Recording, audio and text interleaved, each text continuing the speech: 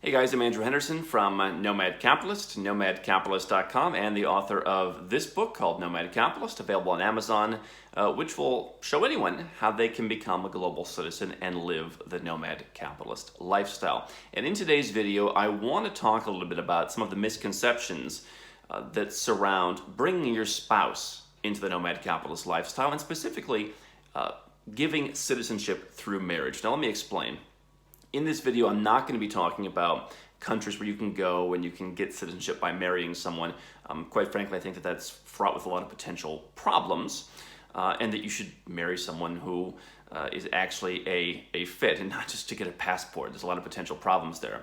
But what I do want to talk about is people who already have spouses, already have girlfriends, boyfriends, what have you, who may not have as good of a passport. So here at Nomad Capitalist, I'm primarily helping people who are from the US, from Canada, from Australia, and it's guys who they want to be living this lifestyle, but perhaps they're with someone who has maybe a Russian passport, which is not as good for traveling to Europe or to the West, and they want to fix that. Or perhaps they're with someone who is Chinese, Thai, Filipino, and the passport not only is just really bad for travel in general, but especially women get a lot of suspicions when they go to apply for visas to go anywhere.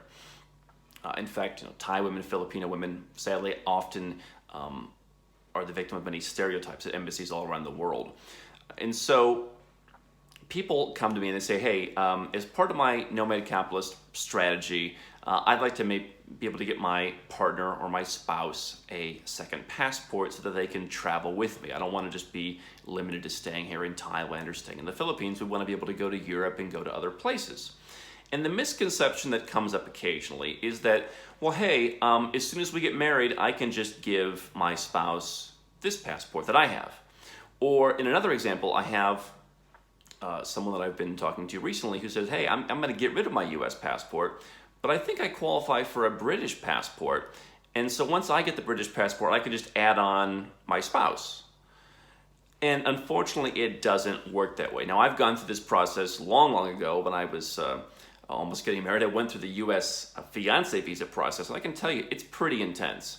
I had a real relationship, and even then the questions they ask you, the evidence they want you to produce, I mean, it's really intense because they don't want their citizens just to bring in anyone and give them citizenship. They're well aware and perhaps even too aware of the possibility that one of their citizens is going to just get some cash under the table in order to give someone else a passport. But here's the rub, and here's what people don't often understand, is that simply marrying someone who's a US citizen, UK citizen, whatever, doesn't give you the citizenship. In fact, in some cases, it doesn't even give you the citizenship any faster than anyone else. What it often does is it allows you to jump the line to where, you see people who are Chinese waiting 15 years now just to get into the US through the EB-5 program.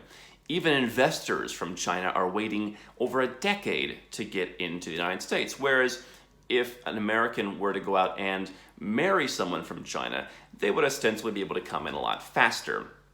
But once you're in the country, there are exceptions. There are countries, of course, that give citizenship instantly with marriage, but those are very rare these days, Cape Verde being the one. Armenia recently stopped the practice. Everyone else basically needs to come and live in the country. Now, there are going to be some countries that are perhaps developing where the laws are vague. These are the kind of countries where they have things like paper residence programs, where it says you need to be a resident for a certain number of years, but they never really track or they never really specify how long you actually need to be physically present. There are countries like that where you could register your marriage in that country, leave the country for 3 years, and then come back and naturalize your spouse. Those countries are not the US, the UK, Australia, countries like those. The Tier A passport countries that people are always asking if they can gift to their spouse are the ones that require physical presence. In some cases, they may give a slightly shortened naturalization timeline for spouses. In many other cases, it's the same as it is for any other immigrant. And so that means going through often a temporary residence process, a permanent residence process, learning the language, going through a number of different steps. Every country is different, but generally that's how it's going to work. And so I'll take the guy I was talking to. He wanted to become a citizen of the UK. And As I understand, I'm not a UK immigration expert, but you need to live in the UK for 8 months a year for 5 years if you want to become a British citizen. Now, that's one issue. The second issue that's an extension of that issue, though, is if you're living the nomad capitalist lifestyle. That's probably going to put you in hot water for tax in most countries. That's going to make you a taxpayer. And some people will say, well, I'll just let my spouse go and live there and I'll just be over here. Well, in most countries, if you're a tax resident, they're a tax resident or vice versa.